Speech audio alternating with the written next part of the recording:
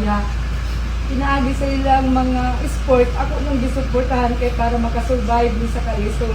Kabalo na sila talaga. I mean, wala nila gi-orient nga, ma'am, pag maani mo hang anak, na ami training ing ana. Eh kung gipasabot lang ko nila nga na ana, kung masugot, palag, magkalisod mi din ako siya yadto dito. Pero wala man nila gipasabot gud sa ako tarong. Nga na lang sila nga, ma'am, pag butong-tong na sirili din sa atin niyo, na aming anak nga training, na aming anak, kung makaya ba sa imong anak, eh akong pangutanon akong anak. Nihawa galing na dito sa Agusan Mars, kasi sige, baha, ibalin mo sa Talakubon.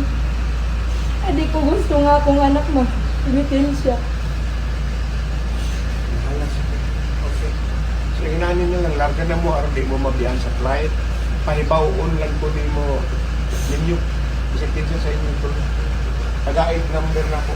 Ay bawa ko ninyo kung isa pa yung mga problema dito magkinanglan mo assistance. Kaya naamang po si Kong ilibong dito sa Manila kung in kaso magka-ikip-ikip dito napot si Kong ilibong dito. Pero maulit ko pa rin sa news. Nakakata na nga, umanbal sa Marunya, unang tangi biyahe, pero nianak kong kwan sa iniyo committee nga. 3 days pa daw kay process pa nilang papel. O na may proseso nila. May proseso. Tinood na. Kaya bawa ko anak, ma'am, kaya ikan ko nito ako sa kanya. Kanya ko, karoon ko na akong special sa kanya. Sabi proseso. At dinanglan pa ng mga sakit.